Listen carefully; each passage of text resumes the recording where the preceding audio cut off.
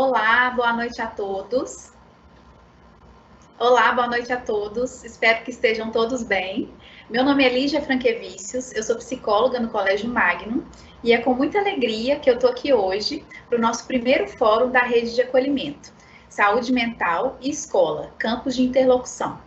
Para quem ainda não conhece a rede de acolhimento, trata-se de um projeto do Serviço de Psicologia do Colégio Magnum que busca ampliar os espaços de escuta dentro da escola, seja por meio do acolhimento psicológico, individual ou em grupo, o plantão psicológico presencial ou online, a salinha de escuta, através de recente parceria com nossos queridos professores, tutores e também os coordenadores de formação do projeto Papo de Corredor, entre outras propostas. Se você quiser saber mais sobre os nossos serviços, entre em contato pelo Conecta, pois a gente vai ter um imenso prazer em falar com você. Eu agradeço a todos aqueles que abraçaram a ideia da interlocução entre a psicologia e a escola desde o princípio e que imensamente colaboraram com a realização desse evento, em especial ao diretor Eldo, aos coordenadores de formação e de ensino, ao marketing, à TI, aos auxiliares de coordenação, aos professores, ao Grêmio Estudantil e a Carol também e a Daniele, minha parceira, minhas queridas parceiras. Agradeço também a nossa palestrante de hoje, a Bianca Solero, e claro, todos vocês estudantes, familiares, professores, funcionários e amigos que aceitaram o convite para estarem aqui hoje e fazerem parte desse movimento de construir coletivamente essa rede de cuidados com a saúde mental na escola. E para a gente iniciar o nosso papo de hoje, eu convido aqui a psicóloga, que também é nossa ex-aluna Bianca, que generosamente aceitou o convite para participar desse momento com a gente. Bem-vinda, Bianca. Olá, boa noite a todos. É um grande prazer mesmo estar aqui conversando com vocês. Nesse primeiro fórum, né, que inaugura uma proposta tão interessante do Colégio Magnum, essa rede de acolhimento, isso que é tão necessário e importante nos dias atuais. Bom, para quem não me conhece, eu sou psicóloga, arteterapeuta, tenho um trabalho nas mídias sociais, né, com geração de conteúdo. Sou colunista da revista digital Pais e Filhos. Sou autora de um livro que se chama Pare de Perguntar o que o seu filho vai ser. E também sou autora da Tríade da Educação Criativa, que possivelmente eu vou conversar sobre ela um pouquinho aqui com vocês. Bom, desde 2001, quando eu ainda nem tinha entrado na faculdade, que eu trabalho com crianças e com criatividade. E aí a minha carreira foi toda ouvindo, né, assistindo as crianças nas suas manifestações criativas. Vocês devem estar ouvindo aqui de fundo os meus dois filhos. Eu sou mãe da Elisa, de 3 anos, e do Felipe. Daí agora eles estão com o pai. E vocês todos já devem estar acostumados com essa rotina, né, de home office. Eu faço home office desde 2015 e o meu consultório virtual passou a ser 100% virtual desde 2018.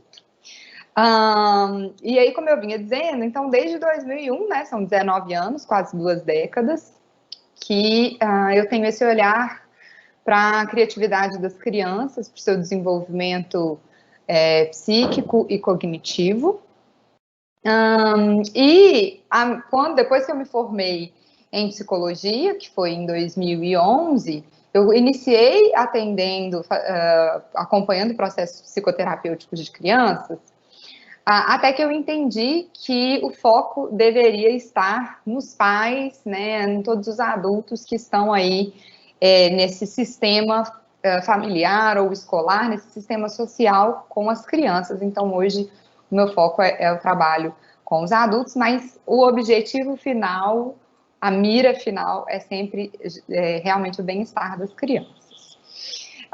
Bom, queria dizer, Lígia está do outro lado, vocês agora estão só me vendo, mas Lígia está do outro lado, para ver os comentários, então vocês fiquem à vontade, se Lígia precisar me interromper, se alguma coisa que eu estiver falando não estiver ficando claro, Eu gosto desse formato de conversa, ainda que a gente esteja nesse formato virtual, não gosto de ficar só eu falando o tempo inteiro, não, tá? Bom, então, o que eu preparei especificamente para falar aqui para vocês foi sobre, né, como é que a gente pode cuidar desse bem-estar emocional dos nossos filhos. É interessante a gente pensar que durante muito tempo na história da educação, e especialmente na história da escola, né, as atenções estiveram voltadas muito para o desenvolvimento cognitivo, né, das habilidades numéricas, linguísticas, especialmente neste lugar. E, portanto, isso foi sendo constituído o principal foco de atenção de pais e mães. Por muito tempo, era isso que o mercado de trabalho mais demandava, né? Até que chegou o século XXI, e a gente começou a perceber, então, Lígia aí que está na área de recursos humanos, eu trabalhei por muito tempo também na área de recursos humanos, a gente começou a perceber que outras habilidades começaram a ser necessárias nessas pessoas que vinham chegando para o mercado de trabalho, principalmente pensando que o trabalho é um meio de contribuir socialmente com algo que a gente faz, né? Não é só um meio da gente ganhar dinheiro e sobreviver, não, é um jeito da gente contribuir com o universo, com o sistema social, com a comunidade. E aí, isso fez todo um rebuliço, inclusive na nossa Base Nacional Comum Curricular, que orienta o currículo das escolas. Eu sei que o Colégio Magno está atento a isso desde muito tempo, ele foi um dos pioneiros no Brasil, eu acompanhei uma parte disso em 2015, inclusive. Mas por que eu estou falando isso? Para dizer que esse fórum e esse tema que a gente vai conversar é extremamente necessário e atual, né, para que a gente venha discutir aí, porque esse bem-estar emocional, psíquico, mental da criança e do adolescente, ele surte um efeito em todo o sistema familiar, em todo o sistema escolar, para que na vida adulta ele vá surtir um efeito social realmente, né? Talvez ele seja um dos nossos reais e principais focos de atenção. E como que a gente pode fazer isso na primeira infância? Porque quando a gente pensa assim, a primeira infância, né, para quem não sabe, é constituída pela faixa etária do 0 aos 6 anos das nossas crianças, essa é a primeira infância. E aí fica parecendo estranho, né, a gente falar de bem-estar psíquico, bem-estar mental para criancinhas, mas infelizmente a gente já sabe que índices de depressão e de transtornos de ansiedade já estão baixando muito a época em que eles se iniciam. Então, infelizmente, a gente já tem crianças muito pequenas, ali com 5, 6 aninhos, dando traços, né, simulando traços de atenção no quesito depressão, a depressão infantil, no quesito também dos transtornos de ansiedade. E isso por quê? Porque nisso que o século XXI chegou com a tal da quarta revolução industrial, como a revolução da inteligência artificial, muitos pais e mães começaram a mergulhar no universo do trabalho, nas carreiras profissionais, de uma forma tão profunda e abrupta, que infelizmente começou a sobrar menos tempo e menos atenção para o nicho familiar, especialmente para as crianças. E nesse ponto está um dos principais fatores que acometem debilidades, no bem-estar psíquico e emocional das nossas crianças. A família, que é o nosso principal núcleo familiar, é ali onde a gente costuma até falar, né? Ali que é o nosso ninho, é ali onde a criança se sente segura, é a partir dali que ela aprende a ver o mundo, que ela aprende a se relacionar. Então, esse núcleo familiar, ele precisa ocupar esse lugar de porto seguro. E quando ele não ocupa, essa criança passa a não ter bases suficientemente sólidas para o desenvolvimento, nem cognitivo e nem emocional, tá? Então, fazendo aí essa linha nossa de raciocínio, né, o primeiro ponto é a gente pensar em como a família foi abalada com essas transformações do século XXI, e no mesmo momento em que surge uma linha de demanda de que a gente comece a se atentar para o desenvolvimento socioemocional das crianças, porque a gente percebe que é isso que mais vai estar fazendo diferença lá na vida adulta. E aí é muito interessante a gente perceber que, assim, o momento em que a gente está vivendo talvez tenha chegado como uma oportunidade da gente reparar o caminho que a gente estava traçando e parar para pensar se era aquele caminho mesmo que a gente gostaria de estar indo. Eu conheço muitas famílias que alteraram essa conduta, né? E por que eu estou falando isso? Na semana exatamente anterior à pandemia ser publicada no Brasil como uma necessidade de que a gente pudesse se isolar e se recolher nos nossos lares, eu estive até aí bem perto do Colégio Magnum, numa roda de pais, aí pertinho, não sei se tem alguém aí me ouvindo que me ouviu lá, onde eu conversei com 30 pais e mães, e na mesma semana numa outra escola em São Paulo, onde eu também conversei, e a gente percebeu o quanto essas famílias não estavam presentes, o quanto o pai e a mãe muitas vezes só viam as crianças sábado e domingo, né? E aí este é um dos grandes fatores, essa ausência dos principais cuidadores é um dos grandes fatores que podem estar fazendo com que essas crianças sofram de transtornos, de angústias, de separação, que começa lá nos 9 meses, que é uma fase natural do desenvolvimento infantil, mas que pode estar não sendo mais tão natural quando ela volta muito veementemente ali pelos 3, 4, 5 aninhos, né? Então, são alguns desses fatores aí que podem estar acometendo essas debilidades no bem-estar psíquico, socioemocional das crianças. E aí, bom, falei com vocês que eu ia dizer sobre a tríade da educação criativa. Primeiro, deixa eu fazer uma pausa para saber como é que estamos indo. Lígia, tá tudo bem? Tem alguma... Tudo tranquilo. Tranquilo? Alguma pergunta? Tá, ok. Então, vamos lá. Em 2015, depois de muito trabalhar com crianças, eu entendi que haviam 3 pilares principais para a gente cuidar desse bem-estar psíquico, mental, socioemocional das crianças. Primeiro, a palavrinha-chave é o equilíbrio entre esses 3 fatores. E quais são esses 3 fatores que a gente precisa se atentar e cuidar? O primeiro deles é o amor. Como assim o amor? Toda criança, aliás, todo ser humano tem a necessidade de se sentir amado.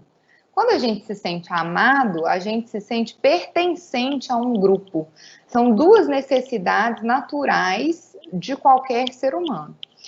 Quando a criança se percebe amada e pertencente desde ali a sua primeira infância, ela consegue abastecer suficientemente o seu tanque do amor, vamos dizer assim, para que lá na vida adulta, especialmente a partir da adolescência, quando muitas coisas começam a acontecer na cabecinha, né, dos adolescentes, e depois na vida adulta, quando muitos fatores reais da vida adulta começam a abalar esse nosso senso de identidade e de pertencimento, é esse tanque do amor que a gente preencheu lá na primeira infância que vai balizar como que esse adolescente ou esse adulto vai lidar com frustrações, com as questões que podem estar abalando esse seu senso de pertencimento e de se sentir amado. Todos nós passamos por um momento na vida onde a gente acha que a gente não é amado por ninguém, que a gente não serve para nada, né? E que a gente não pertence a grupo nenhum. Mas aqueles que tiveram na primeira infância esse cuidado com esse tanque do amor, vamos dizer assim, têm mais chances de se reerguer. Um dado sobre isso está no relatório da Organização Mundial de Saúde sobre transtornos mentais. Lá no finalzinho do relatório vem poucas linhas, né, um pequeno parágrafo, falando sobre a participação da família nas recuperações de transtornos emocionais e mentais. Então, lá vem dizendo que uma boa estrutura familiar não impede de aquele sujeito, criança, adolescente ou adulto, ter uma crise depressiva, ter qualquer tipo de transtorno mental ou emocional. Mas ela é determinante em como aquele sujeito vai se recuperar, e não só vai se recuperar, como ela é determinante para diminuir os índices de recaída das crianças, dos adolescentes e de qualquer adulto, tá? Então, justamente porque o sistema familiar é esse onde está o que eu chamei de porto seguro, é o primeiro núcleo familiar.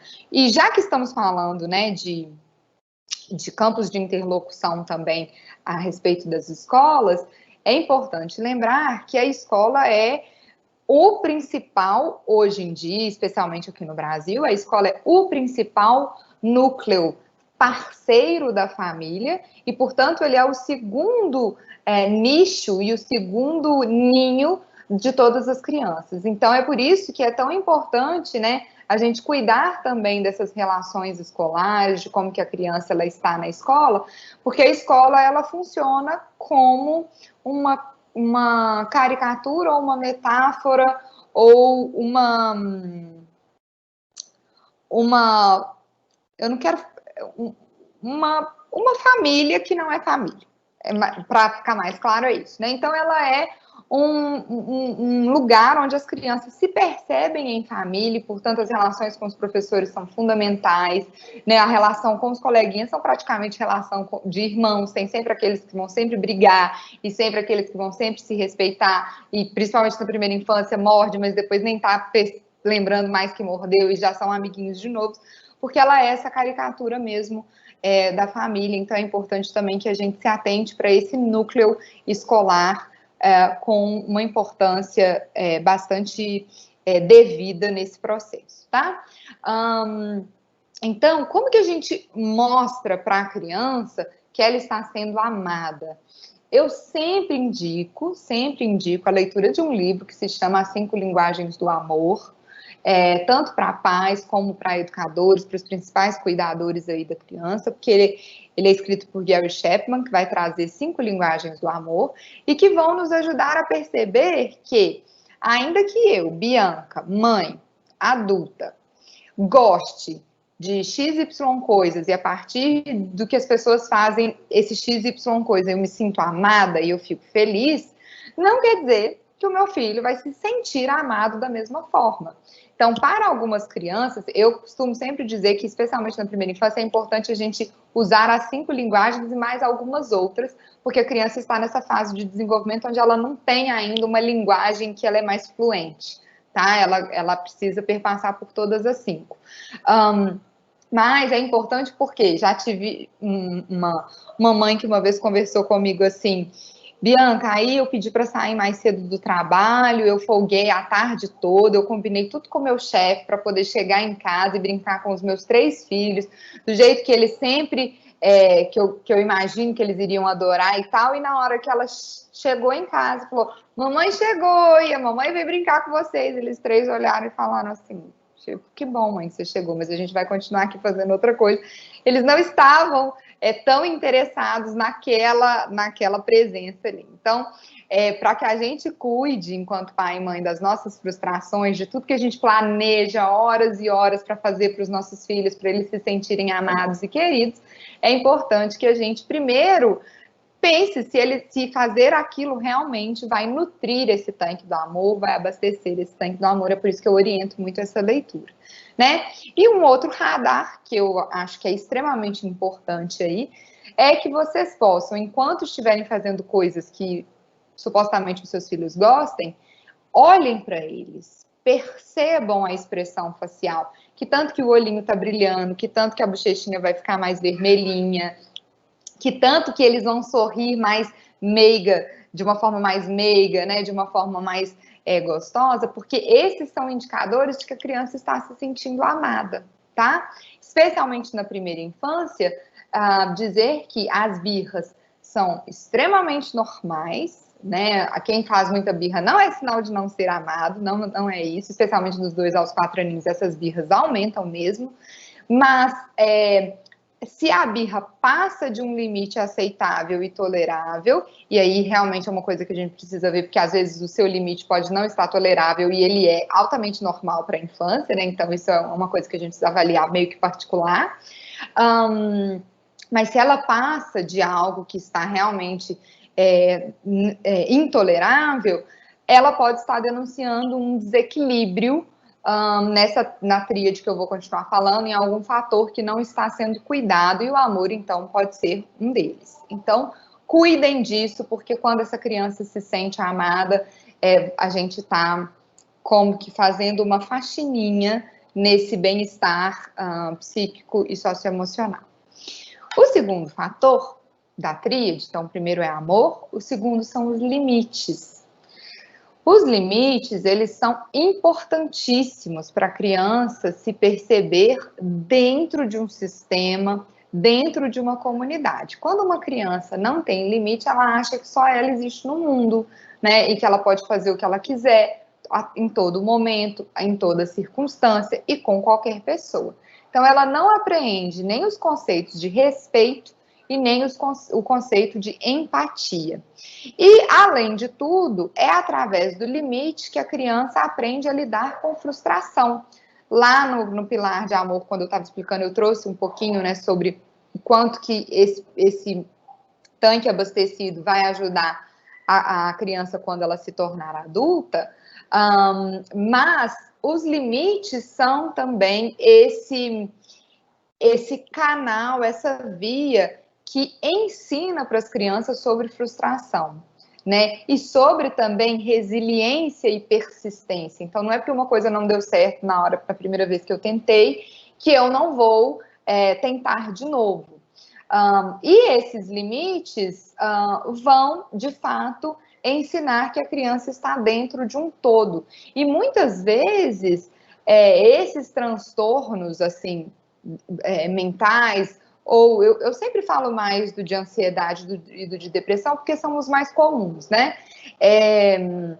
Eles podem estar vindo quando um limite é apresentado de uma forma tão abrupta com a qual o sujeito não sabe lidar, né? A própria esquizofrenia, lá para os adultos, ela pode desencadear uma crise, ou seja, um sujeito esquizofrênico pode ter uma crise desencadeada a partir de um não veemente que ele recebe e ele não sabe lidar, tá? Então, ensinar as crianças sobre limite é outro fator importantíssimo para cuidar desse bem-estar psíquico e emocional. Deixa eu ver sobre limites, que é mais que eu preciso falar. Acho que é isso, as crianças aprenderem sobre frustração e sobre viver em comunidade, né? Sobre o fato de que elas não estão sozinhas. Tem uma brincadeira que eu sempre faço, que quando a gente chama uma criança, ou até mesmo um adulto sem educação, na maioria das vezes ele está agindo sem limites, ou seja, ele está sendo folgado em algum aspecto, né? Em algum lugar aquilo ali está passando nesse viés dos limites. Então, limites é extremamente importante para uma boa educação. E a outra coisa que linka com o nosso terceiro pilar, que é aquela frase, tudo tem limite, e aí eu completo, até o próprio limite. Então, excesso de limite também não vai valer, né? Excesso de limite vai acabar inibindo esse desenvolvimento espontâneo da criança. E é, portanto, que o terceiro pilar se chama liberdade criativa. Então, ainda que a criança tenha que entender que ela não pode fazer tudo o que ela quer, em algum espaço de tempo, em alguma circunstância, ela deve poder fazer as coisas do jeito que ela quer, né? É muito importante que a gente perceber que a liberdade criativa, ela vai cuidar do desenvolvimento mais autônomo, de como que também essa criança vai se perceber, como que ela vai se autoconhecer. É no momento em que eu deixo o meu filho sozinho numa atividade, qualquer que seja ela, e não é só artística, não é porque chama liberdade criativa que tem que ser deixar a criança pintando ou fazendo alguma coisa assim. Não, por exemplo, é na hora que eu vou deixar ele abotoar ou vestir a blusa sozinho, ou aprender a abotoar, aprender a amarrar o cadastro, ou simplesmente comer, é quando ele está fazendo sozinho, sem a ajuda de um adulto, que ele percebe como que a mãozinha dele funciona, que horas que a mãozinha dele está dando conta de fazer um nó e não está dando conta de fazer outro. É nessa hora também que ele repara os seus próprios limites naturais de desenvolvimento, aquilo que ele já conheceu e aquilo que ele ainda não desenvolveu. Portanto, é nesse espaço de liberdade criativa que a gente vai ter o desenvolvimento de crianças autônomas. Quando eu estou falando desse pequeno lugarzinho do autoconhecimento, eu gosto de chamar a atenção para como que nesse momento as crianças se aproximam dos seus guias internos, ou, em outro nome, da sua motivação intrínseca. Então, cada um de nós é diferente um dos outros, certo? E todos nós temos desejos e demandas totalmente diferentes. Quando eu estou no meu espaço de eu sozinha fazer as minhas próprias coisas, é quando eu começo a me conectar com o que é interessante para mim. O que eu gosto de fazer, o que me chama a atenção. Então, são nesses espaços que a gente nutre fatores que vão realmente, no final das contas, estarem conectados ao bem-estar emocional. Vou fazer um parênteses aqui para que vocês possam entender. Eu tenho uma palestra no TEDx, depois vocês podem pesquisar aí na internet, que eu começo com a seguinte pergunta. Quem de vocês se sente realizado hoje em dia? É uma palestra para adultos e pouquíssimos adultos levantam a mão. Talvez a gente até pudesse fazer essa pergunta aí para quem está nos ouvindo agora. E aí, o que acontece? Muitos de nós miramos a nossa vida tanto em padrões, em carreiras muito padronizadas, muito específicas, tem que ser assim, não pode ser assado, que a gente esquece de olhar para o que realmente me nutre, o que realmente acolhe o meu coração, o que realmente é a minha missão de estar fazendo e realizando nesse mundo. E aí, a gente pode até alcançar uma família de comercial de margarina, ter uma casa bonita, ter uma boa conta no banco, mas o sentimento não acompanha essa sensação, essa fotografia de realização e, portanto, o bem-estar psíquico e emocional também não existe nesse momento, né? Então, a maioria das pessoas que têm grandes transtornos mentais e socioemocionais são pessoas que têm essa desconexão com aquilo que elas fazem de verdade e com aquilo que elas sentem que deveriam fazer, tá? Então, como que a gente cuida disso na primeira infância? Nestes espaços de liberdade criativa. É nesse momento em que as crianças começam a perceber aquilo que elas gostam, e não só elas, como um adulto, um cuidador, um educador que seja atento, né, e observador, começa a ver para onde que ela está direcionada, não para pensar que aquilo vai ser o foco do resto da vida dela, não, porque especialmente as crianças de 0 a 6 anos, elas estão explorando várias possibilidades, mas que de forma, uma vez que estão atentos, podem contribuir para fomentar aquilo que eu chamo também de foguinho interno, que é essa chamazinha que direciona a gente para ir mais para uma área do que para outra área. Então, acho que né, assim, era isso que eu queria dizer sobre liberdade criativa, o tanto que a gente pode, ao propiciar esses espaços, cuidar desse bem-estar psíquico, não só a manifestação dele na primeira infância, como também na vida adulta. Então, amor, limite e liberdade criativa são esses 3 fatores que, quando a gente cuida, né, de saber, será que o meu filho está realmente se sentindo amado? Será que eu estou realmente oferecendo para ele os limites que são necessários, né, e não só e não estou nem pecando pelo mínimo e nem pecando pelo excesso, e estou também cuidando de propiciar momentos de liberdade criativa. Eu acredito que quando a gente tem essa equação bem alimentada e bem nutrida, então a gente tem aí uma boa base, né, uma boa base psíquica e socioemocional para cuidar dessas nossas crianças e do seu desenvolvimento até a adolescência e a vida adulta, tá? Deixa eu fazer uma outra pausa. Pode entrar aí, viu, Lígia? Me diga aí dos comentários. Eu até posso ver aqui se tem alguma pergunta. Bianca, tem uma pergunta aqui. É o seguinte: tais psicopatologias na infância, elas parecem ter se intensificado no período da pandemia? Como que você vê isso? Nessa época de pandemias, como você vê, né, essa questão dessas psicopatologias nas crianças? Tá. Olha, particularmente, eu não recebi casos assim, né, de ter aumentado. O que eu vejo? No inicinho da pandemia, muitos pais e mães ficaram, inclusive eu me incluo nesse cenário, né? A gente ficou muito sem saber o que ia acontecer, né? Então veio uma atmosfera de medo, de insegurança. Claro, muitas famílias perderam empregos, né? Perderam o seu sustento básico. E com isso, a gente teve um clima familiar bastante mais tenso.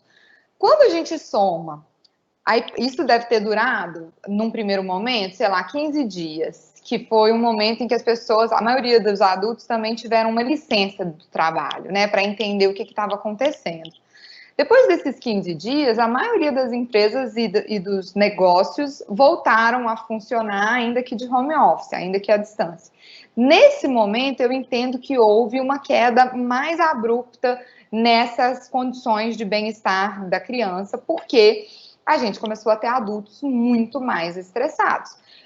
Adultos que precisavam cuidar de uma rotina de casa, porque a maioria deles dispensou, ainda que temporariamente, né, as diaristas, as domésticas que auxiliavam nesses cuidados do lar. Então, veio essa demanda para os adultos, a demanda das crianças, porque, e principalmente na primeira infância, as escolas ainda estavam se ajeitando, como é que elas iam propiciar atividades para as crianças, e mesmo propiciando, muitas crianças não conseguem, pelo menos não até os 6 aninhos, elas têm mais dificuldade de estarem nessa interação online, de realmente participarem, ou sempre precisam de um adulto estando junto com elas, e ainda mais o trabalho. Então, por mais que eu não tenha, de fato, recebido queixas, né, e as famílias que eu atendo, o que eu vi foi, ao contrário, os pais e mães, por estarem ficando mais em casa, entraram em mais terapia, justamente porque estava ficando mais difícil de lidar, e nesses processos terapêuticos eles conseguiram se cuidar e conseguiram cuidar, portanto, desse clima familiar. Mas eu entendo que muitas crianças estejam, sim, sofrendo por conta de que este clima familiar realmente ficou mais tenso na pandemia, né? E aí é por isso, Lígia e todos aí que estão me ouvindo, que eu particularmente percebi que houve sim uma crescente nas pessoas que procuraram por autoconhecimento, que procuraram por processos psicoterápicos, não só com questões de que estivessem passando por algum transtorno, mas assim, precisando voltar ao meu equilíbrio, precisando me dar uma respirada, me reencontrar nessa nova circunstância para que não tivéssemos problemas maiores. Então, eu percebo que muita gente foi para esse caminho e, de fato, é o caminho que está conseguindo manter as coisas minimamente saudáveis, tá? Então, eu vejo isso, assim. Agora, essa pergunta também me leva para um outro ponto, que é, quer dizer, eu não sei se é infelizmente ou felizmente, eu acho que a melhor palavra seja naturalmente, as crianças são reflexo, né, daquilo que acontece com seus pais. Então, isso não é, assim, às vezes quando eu falo isso, as mães falam, é tudo culpa minha, é porque eu estou estressada, e aí o meu filho também está estressado. E eu digo, não é culpa sua, mas é natural, né? O seu filho, ele te olha e te vê como porto seguro. Então, quando você sofre um terremoto, ele também sofre esse terremoto, né? É natural, não é que seja sua culpa, mas é por isso que a gente precisa cuidar, porque é você, como adulto, independente de ser mãe ou pai, homem ou mulher, que tem condições psíquicas e cognitivas muito mais desenvolvidas para se reestruturar diante de um terremoto. Então, muitas vezes a gente olha para as crianças e a gente quer que elas se reestabeleçam, a gente quer que elas parem de fazer a birra, que elas parem de chorar. E a gente esquece que elas não têm condições, né, de desenvolvimento, inclusive cerebral, para dar conta daquilo ali, naquele momento. Teve uma cena que eu acho que é muito interessante, né, que foi de um adulto, uma criança que estava assim, chorando o que seria uma birra, e esse adulto falando, né, mas por que você precisa fazer tanta birra? Por que você não sabe conversar? Por que você não conversa? Por que você não pede o que você quer? E aí eu lembro que na hora eu fiz essa interferência, né? Eu falei, da mesma forma com que você está agora nervoso brigando com ela, ou seja, você sabe que você não deveria estar nervoso e você não consegue se controlar, você que tem 30, 40 anos, que tem um cérebro muito mais propício para esse autocontrole, não está conseguindo se controlar, quem dirá uma criança? Então, eu acho que é importante a gente se colocar nesse lugar de que, como adultos, temos mais condições e, portanto, é muito mais a gente que precisa desse olhar para ajudar as crianças do que o contrário. E, aliás, só para fechar esse raciocínio, foi muito por isso que eu direcionei a minha clínica para atender adultos em vez de crianças, porque muitas vezes as crianças chegam no consultório como sendo o centro do problema, o pai, a mãe, às vezes, né, até a escola, delega tudo para a melhoria daquele serzinho, e, na verdade, onde a gente precisa mexer é na família. Tem coisa para mexer na criança? Sempre tem algo para a gente cuidar e para a gente olhar. Mas se o seu sistema também não for olhado e não for cuidado, a criança não vai fazer nenhum milagre sozinha, a terapeuta não vai fazer nenhum milagre sozinho com aquela criança, né? Então, isso aí é um ponto importante para a gente refletir também. Lígia, tem alguma outra pergunta? Que eu gosto de ir conversando, que a gente tinha planejado eu sair falando, né? Mas tudo bem para você? A gente já ir? Tranquilo. Tem mais uma pergunta aqui. Tem algo, na sua opinião, que a escola precisa ficar mais atenta agora e também no retorno das aulas? Tem. Eu acredito que, especialmente na primeira infância, né, das crianças de até 6 aninhos, e aí vamos dar uma esticada, acho que até as crianças de 10 aninhos, e Lígia tem o foco maior aí nos adolescentes, mas eu entendo que a pré-adolescência também pode estar crítica nesse momento, que as crianças vão estar demandando muito calor afetivo, muito calor humano, né? Elas passaram por muito tempo de isolamento, isso para a criança realmente é extremamente difícil.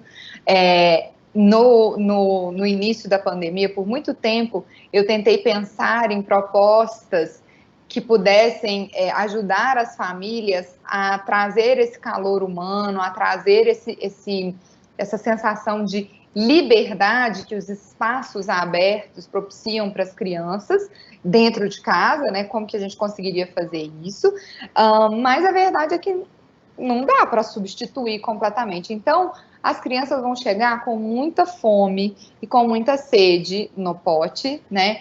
E os educadores, como nunca, precisam ter esse cuidado, porque aí, assim, vou dizer uma opinião muito particular minha, e eu gostaria que todos aí absorvessem com a crítica particular de cada um, que é, ainda que a gente esteja vivendo uma pandemia, no momento em que essas crianças elas se reencontram, a gente precisa ter muito cuidado em como que a gente vai manter o tal do afastamento, porque se a gente for muito crítico nesse afastamento inicial, a gente pode estar problematizando ainda mais a situação para a cabeça da criança, né? Então, eu acredito que quando voltarem as escolas, e algumas eu sei que já estão voltando, que a gente possa cuidar de como que vai ser essa relação, não só do professor com a criança, mas entre as próprias crianças, para que ela possa ser afetiva e carinhosa e não ser cercada de medo, né? De cheia de dedos, porque eu acho que as crianças já estão muito nesse lugar assim de não pode isso, não pode aquilo outro. Então, para mim, o principal é cuidar de como vai ser feito essa reaproximação. E o segundo ponto que tem até a ver com não pode, que é as crianças vão estar com os seus níveis de limites completamente alterados. Porque, ainda que limites seja extremamente necessário, quando a gente tem uma gigantesca restrição social, como é essa causada pela pandemia, eu mesmo orientei muitas famílias que abrissem mão de alguns outros limites possíveis dentro de casa, não é deixar a bagunça acontecer toda, porque senão também ela problematiza ainda mais. Mas, por exemplo, antes não podia pular no sofá. Será que podemos deixar ficar pulando no sofá aqui dentro de casa, já que o sofá é praticamente um dos únicos playgrounds que a criança vai ter para brincar, né? Então, quando a gente abre mão dessa rotina que era vai para a escola, tem isso para fazer e fica tudo muito em casa, esses limites eles ficam flácidos, né? Eles ficam muito gelatinosos. E aí, o adulto, o educador que recebe essas crianças na escola também vai ter que ser um pouco mais paciente de quase que fazer uma reeducação nesse sentido. Eu imagino que as duas principais questões que vão perpassar aí, para além de higiene, né, que não é a minha área, que eu acho que as escolas já estão muito antenadas quanto a isso, porque isso é o que mais se fala, né? A nível de social e psíquico, eu entendo que como vai ser feita essa relação, essa reaproximação de abraços, de beijos, de brincar juntos, e em segundo, de como que a escola vai conseguir suportar essas crianças que vão estar com tanta fome, que vão estar tão sem limites e ter que fazer essa reestruturação deles mesmo. Bia, tem uma outra pergunta. Como fica trabalhar essa tríade depois que já deixamos passar a primeira infância ou a infância toda? Essa pergunta sempre chega, quase que eu já poderia ter adiantado. Uma vez, numa roda de pais, a mamãe de um adolescente me perguntou: ixi, agora eu não fiz nada disso, e agora o que eu vou fazer? Minha filha tem 12 anos. Falei, bom, você não vai abandonar ela na casa do vizinho, né? E falar, toma que agora é seu e ir embora. Ela tá aí e a gente precisa resgatar. A tríade é algo que a gente pode cuidar eternamente. Inclusive, particularmente eu tenho um grupo terapêutico que é só com adultos, que a gente foca nesses 3 temas principais. Então, só para dar um exemplo, você enquanto adulto, como é que você cuida do seu auto-amor? De como que você nutre o seu próprio tanque do amor, né? Como que você cuida dos seus próprios limites, da hora que você diz, não, gente, até daqui para cá eu não quero, não vai rolar, hoje pode, amanhã não pode, né? E que tanto que você se permite espaços de prazer, né? De ir num cinema, de tomar um café com as amigas, de fazer algo nesse lugar da liberdade criativa. Então, gosto de trazer esse ponto para a gente olhar a nossa vida adulta, para vocês perceberem que é totalmente possível cuidar disso em qualquer momento da vida. É claro que, como eu falei, essa base na infância, ela é igual uma construção de uma casa, né? Os pilares, eles ficam mais fortalecidos, vai ser mais fácil você edificar outros andares. Mas não é porque a gente não cuidou dessa primeira etapa que agora a gente vai desandar toda a construção, de jeito nenhum. Então, cuide, independente aí da idade que os seus filhos tenham, disso, assim, né, de resgatar laços afetivos. Então, uma coisa que eu recentemente estive conversando com uma mãe de um adolescente, e ela está tentando resgatar esse contato com a adolescente, e eu perguntava alguma coisa para ela, você sabe sobre isso? Você sabe se a sua filha gosta disso, se o seu filho gosta daquilo? Sei sim, ela vai falar isso, mas você já perguntou? Você realmente já sentou para conversar com ela sobre este tema? Então, muitas vezes, a gente já sabe como que os nossos filhos funcionam, e isso vai ficando cada vez mais fácil à medida que eles vão crescendo. Já sei que meu filho gosta disso, já sei que ele vai fazer desse jeito, e a gente pode estar redondamente enganado, especialmente porque Lígia, que é especialista aí na adolescência, pode nos dizer que a adolescência é esse período em que as coisas estão se reorganizando, né? Então, houve uma organização inicial na infância e depois meio que bagunça tudo e a gente vai olhar para tudo de novo, né? Para se constituir de fato um adulto. Então, os espaços de diálogo nesse momento são muito necessários. Os adolescentes, eles pedem, clamam por limites. A maioria dos comportamentos transgressores deles, vamos dizer assim, são solicitações claras e explícitas de limites. E aí não dá para na maioria das vezes, a gente fala, mas eu já cansei de falar não, eu já cansei de fazer isso, já cansei de não fazer aquilo, e não funcionou. Precisamos, então, encontrar uma forma de cuidar disso. E é impressionante como que os adolescentes, né, essas crianças que estão aí, alguns autores chamam de segunda infância, que vai de 6 até os 12 anos, de fato entrar aí na pré-adolescência. Nesse período aí, nesse intervalo, quanto mais a gente cuidar de que tanto que a minha filha e o meu filho, eles estão se percebendo que eles têm vez aqui em casa, que eles têm voz, que determinadas coisas eles podem decidir, outras coisas eles não podem decidir. Que hora que eu estou dando esse lugar de pertencimento para eles, quando eu cuido disso, eles vão aceitar muito melhor aqueles outros limites que eles estão me pedindo, que eu estou dando, mas que eles não estão aceitando, mas eles estão pedindo. É um tanto quanto estranho. A adolescência, ela é estranha não é só para os pais, não, ela também, desculpa, não é só para os próprios adolescentes, ela é bem estranha para os pais, porque a gente fica nesse limbo aí, né? Então, a resposta para essa pergunta dá para você cuidar da sua reaproximação, use bastante dos diálogos, pergunte como que está, observe se essa criança não pode participar de algumas tarefas domésticas, se vocês não podem decidir algumas coisas juntos. São algumas dicas que podem estar cuidando desse sentimento de pertencimento, desse amor, dos limites e também da liberdade criativa. Bianca, tem um comentário, né, uma pergunta aqui. Gostaria que Bianca falasse um pouco sobre como aproveitar o aprendizado da pandemia para educar para a autonomia. Deixa eu pensar. Bom, uma das primeiras coisas que eu falei, conversei e escrevi no início da pandemia é que, assim, não sei se vocês perceberam, mas logo que chegou a pandemia, começou a pipocar um monte de e-books de atividades do que a gente vai fazer com as crianças, né? Então, todo aquele Pinterest que a gente sempre teve, ele foi triplicado de o que a gente vai fazer para entreter as crianças. E nesse sentido, isso para mim foi bastante estranho. Primeiro porque eu pensei assim, bom, o que então estávamos já fazendo com as crianças em casa? Porque elas não ficavam 24 horas por dia fora de casa, tinha um sábado e domingo, né? Então, isso já chama a atenção de que, se a gente não sabia de jeito nenhum o que a gente estava fazendo com as crianças, já é para ter acendido aí uma luzinha de alerta.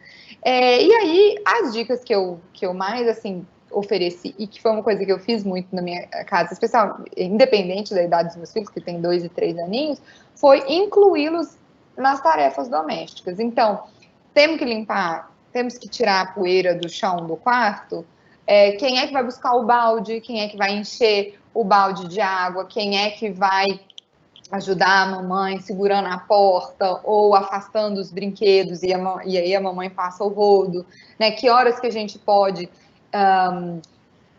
lavar a louça juntos. A Elisa, de 3 anos, ela super aprendeu a lavar a louça, especialmente nessa pandemia. Eu deixo para ela os pratinhos, as coisas que são de plástico, então as colheres, né, que são mais tranquilas, e ela realmente passou a ter um gosto nisso. Então, isso entra naquela categoria de coisas que a gente acha que não são interessantes para criança e que às vezes são mais interessantes do que aquele brinquedo de R$ 300 que a gente comprou com muito custo para dar para os nossos filhos. Então, e aí, evoluindo dessa coparticipação em algumas tarefas domésticas, a gente poderia começar a delegar, de fato, algumas atividades, especialmente aí, mais para depois dos 5 aninhos, onde fulaninho vai ficar responsável por isso, o ciclano vai ficar responsável por aquilo, e nisso tudo a gente consegue ir desenvolvendo autonomia.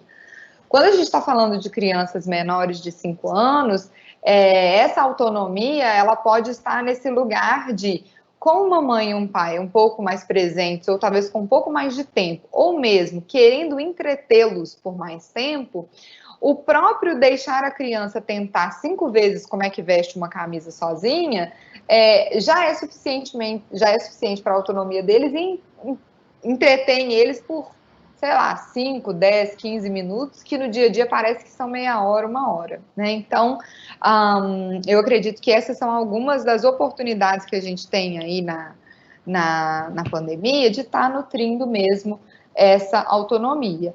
Primeiro na participação nas tarefas domésticas, depois na própria delegação, e para as crianças menores nesse tempo que a gente deixa elas usufruírem mais de como realizam as suas próprias atividades, desde comer e se vestir sozinho. E às vezes até tomar banho, escovar dente, tem um momento que a gente escova juntos e tem um momento que a criança escova sozinha, enfim. Acho que são algumas dessas possibilidades. Ok, uma última pergunta para você. Bianca, os professores também precisam de cuidado e acolhimento. O que você sugere aos colégios para esse acolhimento e cuidado? O início da pergunta é: os professores também precisam de acolhimento, sim. É isso? Tá. Sim, os professores. Sugiro, eu não sei, no início eu te ouvi falando sobre a rede de acolhimento, eu havia entendido que essa rede de acolhimento era mais para a comunidade, né, para pais, mães que fazem parte aí da comunidade escolar, mas para mim são ações extremamente necessárias para os próprios professores, né?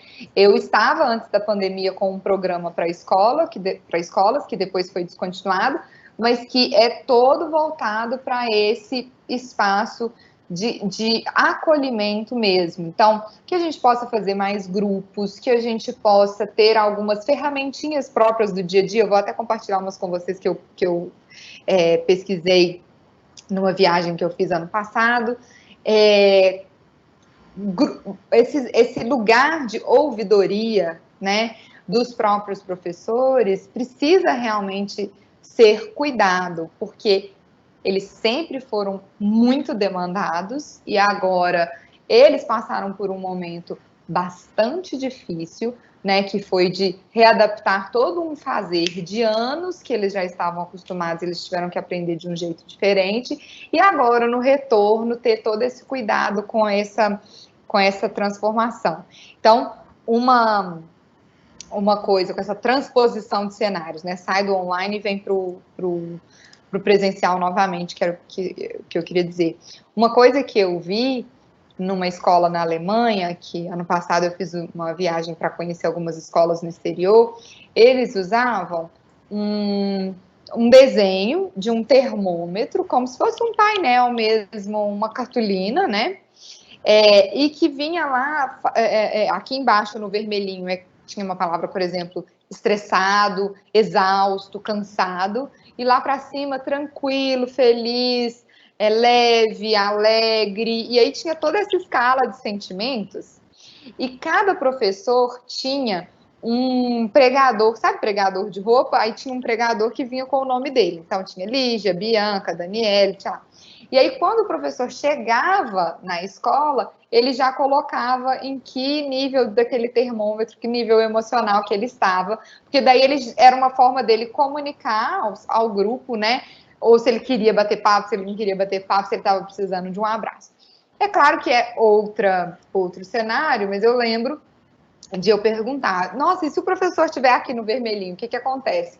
Aí eles disseram que, às vezes, a própria escola solicita um substituto e dá um dia de descanso para aquele professor. É claro que isso tem aí vários pontos de interferência e várias transversais aí no meio, mas eu acho que, se fosse possível, seria muito interessante, porque é um jeito da gente acolher. Todos nós temos aquele dia que a gente tá difícil de respirar, né? E se a gente pudesse cuidar disso, talvez a gente teria mais dias úteis e produtivos lá na frente. Então, a meu ver, essa é uma ferramenta bastante criativa e útil para cuidados desse bem-estar psíquico e socioemocional dos adultos cuidadores, que refletem também, né, nas crianças, assim como os pais e as mães refletem. O estado emocional dos professores, com certeza, também refletem nas crianças. Bianca, muito obrigada. Foram perguntas muito coerentes, né? Muito bacanas. Eu te agradeço muito por estar aqui com a gente, auxiliando, né? Os pais nesse momento, a comunidade como um todo. Com as suas Eu que agradeço. Palavras. Ótimo. Fico aqui com vocês, te ouvindo, Lígia. Um pouquinho que eu vou falar um pouquinho sobre adolescente, né? E a gente finaliza juntas, tá bom? Combinado. Então, você falou várias coisas aí que eu já fiquei imaginando também como com adolescente, porque tem muitas coisas que são parecidas, né? As fases, obviamente, são muito diferentes, mas tem comportamentos e tem situações que são muito semelhantes, né? Entre as crianças e os adolescentes. E como que seria esse cuidado aí? Quais seriam esses caminhos para o cuidado com a saúde mental desses adolescentes, né? No adolescente tem uma particularidade que são os hormônios, né? As alterações hormonais mesmo e psíquicas que são dessa idade mesmo, né? Que são próprias da idade, né? E a maneira como as experiências elas afetam esses adolescentes, elas são às vezes são muito mais exacerbadas, né? A resposta a eles para as experiências, elas são mais exacerbadas, né? Então, entre os fatores assim que tornam os adolescentes talvez mais vulneráveis, está o fato aí de que eles são mais sensíveis muitas vezes ao estresse, né? Apresentam, como eu disse, uma resposta mais exacerbada a algumas situações que eles vivenciam, né? E em relação também aos adultos, muitas vezes aqueles comportamentos, né, desafiadores, eles são respostas a essa questão hormonal também, psíquica, que é uma mudança muito grande para eles, né? É uma situação de estresse, ainda mais quando ela é prolongada, como a pandemia, por exemplo, né? Ela pode sim desencadear um desequilíbrio mental nos adolescentes, né? Eu tenho visto muito isso, sabe? Nos atendimentos que eu tenho feito nessa pandemia, de uma dificuldade realmente em lidar com as emoções e uma dificuldade em lidar com os próprios sentimentos, né? Então, eles têm se queixado muito, não só disso, mas de uma série de outras coisas também, mas eu percebo que há uma intensidade muito grande nesse sentimento, né? Outro aspecto interessante é que, devido a essas alterações hormonais também, né, e psíquicas próprias da idade, e no funcionamento cerebral deles mesmos, que ocorrem nessa fase, os adolescentes, eles estão sujeitos também ao surgimento de condições como depressão, né, como a Bianca comentou, muitas vezes há abuso de substâncias também, né, e quando os transtornos de ansiedade, por exemplo, ou psiquiátricas, né, qualquer que seja ela, começa nessa fase, ela tende a ser mais grave ao longo da vida se ela não for observada, né, ali naquele momento. Então, por isso que é tão importante a gente observar, a gente protegê-los quanto a isso, e também usar muito do diálogo, que é algo que você comentou também, né, Bianca? O diálogo, ele é fundamental nessa fase, em todas as fases, mas nessa fase do adolescente é fundamental, né? Esse diálogo é muito importante entre pais e filhos, né? A confiança e o diálogo, eles são alguns, assim, dos principais componentes mesmo para uma boa relação entre os pais e os filhos, né? E quando a gente estabelece uma conversa em família, né, quando a gente conhece a necessidade deles, os gostos do seu filho, os desejos deles, né, os medos também, a gente abre o espaço para uma afinidade muito maior, né? Porque muitas vezes o pai não sabe muito sobre o filho também não sabe muito sobre o pai. Eu atendi, inclusive, uma adolescente essa semana e eu perguntei para ela quais eram as profissões dos pais dela e ela não soube responder. Ela não sabia qual era a profissão do pai nem da mãe. E aí aquilo me deixou assim bem... eu fiquei assustada com aquilo. Eu falei, gente, mas ela não sabe o que a mãe e o pai fazem, sabe? Como é esse ambiente, né, familiar? Porque isso é muito básico, né? Você saber o que seu pai e sua mãe fazem. Então, esse diálogo, ele é fundamental, né? E esse diálogo também, eu penso que entre os pais e filhos, ele não é construído, claro, do dia para a noite. É um processo, né, contínuo que deve ser iniciado desde a infância. É comum até aos 10 anos de idade, imagino que essa comunicação, que para essa comunicação ela fluir bem, né, ela precisa ser conquistada assim no dia a dia, né, com a criança. A criança, ela vê nos pais, né, nos responsáveis, ela vê os pais como exemplo, né, como uma referência realmente para novos aprendizados, para refúgio, para segurança, né? Então, a partir dessa fase, ela começa a entrar numa nova etapa da vida, né? E aí, isso sendo construído desde a infância, fica muito mais fácil quando chegar a adolescência, né? Mas não é mantido como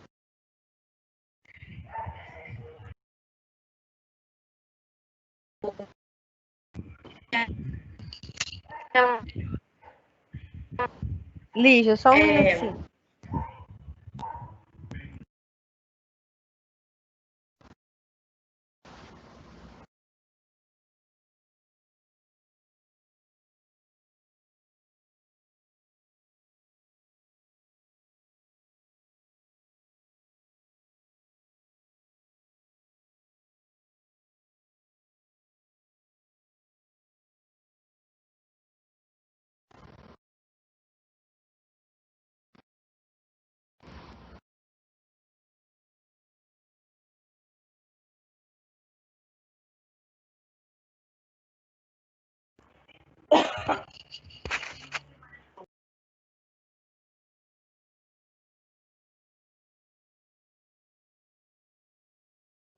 Olá, pessoal. A gente teve um probleminha com a transmissão da Lígia, né? E eu estou aqui, né, encantada com o nosso evento de hoje, né? Assim como de ontem também, muito agradecida, né, com cada contribuição dos palestrantes. Eu acho que faz, né, a gente também aprender muito e a pensar juntos sobre a construção coletiva da nossa rede de acolhimento, né?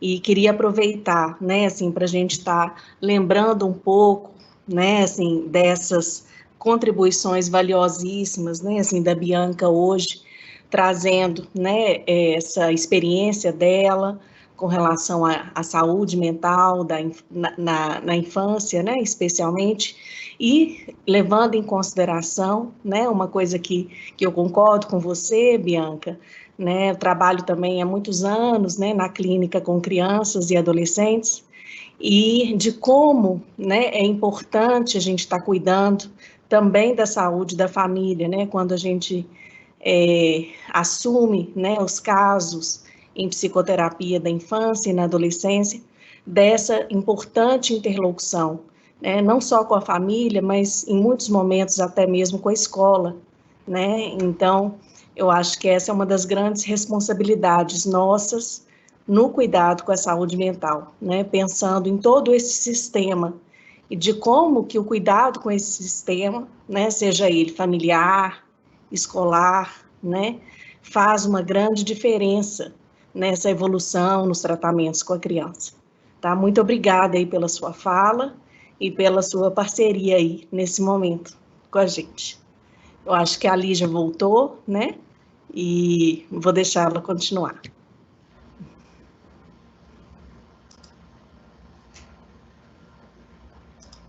Desculpa, gente, estava ótima a internet até agora.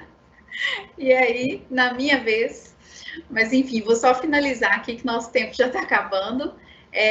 Mas eu estava falando dessa importância, né, do diálogo. Então, a boa comunicação, né, entre os pais e os filhos, ela favorece, na verdade, toda a família, né? Então, ela proporciona trocas de experiências, aprendizado, segurança, valores, né, que serão repassados. Então, pais, né, fiquem atentos realmente a essa comunicação e pergunte mesmo do seu filho o que ele gosta, pergunte o que é importante para ele, né, para você estabelecer e deixar mais fluido esse diálogo, esse convívio, né? Principalmente agora, nessa época de pandemia, em que nós somos forçados, né, a ficarmos tanto tempo juntos, né, os pais com os filhos. Eu acho que é fundamental aproveitar mesmo esse momento para estreitar ainda mais esses vínculos com seus filhos, né, e realmente procurar saber sobre a vida deles e a saber sobre quem é, né, quem é essa pessoa, né, quem é meu filho e ajudá-lo, inclusive, no autoconhecimento dele, que é fundamental, né. Tem um comentário aqui, né, precisamos dizer o óbvio cada vez mais. Realmente, muitas vezes a gente acha que conhece né, as pessoas, e principalmente o nosso filho, né, mas na verdade eles mudam tanto e tão rápido nessa fase, né? São tantos sentimentos que eles trazem ali que é importante você perguntar mesmo, porque parece que você já sabe que aquilo é óbvio para você, mas pode ser que não seja tão óbvio assim, né? Então é isso, gente. Eu queria trazer essa contribuição aí sobre né, a fase do adolescente. Nós temos perguntas aqui? Não temos mais. E eu quero agradecer, Bianca, mais uma vez, agradecer a sua presença aqui. Quero agradecer a Dani também por me salvar aí, Dani, quando meu computador travou. E por todo o evento, claro, né, que foi uma idealização conjunta aí. E é isso, Bianca. Você quer despedir do pessoal? Você pode dar uma palavrinha? Claro. Então, queria dizer que muito rico esse momento, né? É um momento muito interessante, que as pessoas que estão ouvindo sintam-se de alguma forma privilegiadas, porque essas palavras compartilhadas aqui, elas vão ressoar dentro da gente por algum tempo, né? E ainda que a gente possa, num primeiro momento, ter a nossa atitude de autocobrança e de culpa por não estar fazendo isso ou aquilo, que a gente pare, né, para deixar essas palavras decantarem e nos transformarem. Aos pouquinhos a gente está nesse movimento. Tem uma reflexão que está no meu livro que se chama A Tal da Melhor Versão, que eu critico, né? Eu digo que isso da gente ficar o tempo inteiro buscando a melhor versão, ela é só mais um grande fator de ativar em nós a nossa ansiedade. Porque a verdade é que quanto mais a gente respira e aceita como a gente está, né, e compreende que nós estamos em movimento, que esse é um movimento humano, natural de desenvolvimento, mais perto da real melhor versão a gente está.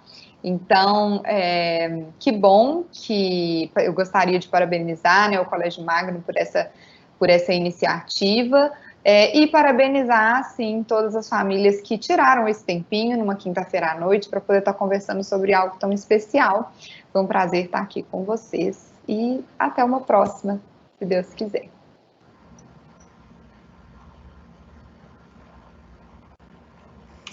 Então, gente, estou aqui, né, muito agradecida também por esse momento, por esse evento, pela escola, né, ter aberto mais esse espaço para a gente estar compartilhando e crescendo juntos, né, e gostaria também, né, assim, de marcar aqui algumas coisas que eu fui anotando, né, das contribuições de cada palestrante, né, que nos presenteou com o seu conhecimento, né, e com a sua experiência.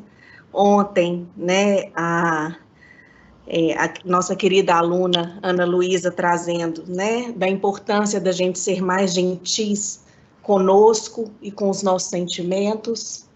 O Cláudio Tebas, né, trazendo sobre a importância da escuta de si e do outro como base do nosso desenvolvimento emocional, base da nossa coragem e ponto de partida ético fundamental para qualquer forma de vida. Hoje a Bianca, né, trazendo a importância da gente estar abastecendo o nosso tanque de amor desde o início da vida, para sabermos enfrentar os desafios ao longo da vida. E a Lígia, né, falando sobre a importância da gente estar protegendo os adolescentes, dialogando, cuidando desse diálogo e da formação de confiança, né? Então, eu estou aqui hoje, né, para a gente estar relembrando o óbvio, né, como a Lídia colocou, como vocês comentaram também, e sobre a importância, né, da gente estar sempre pensando que hoje é a semente do amanhã, né, e da importância de cada um de nós cuidarmos desse hoje. Muito obrigada por tudo, né? E vamos nos falando, se precisarem entrar em contato conosco, do Serviço de Psicologia, estamos à disposição para acolhê-los. Um grande abraço.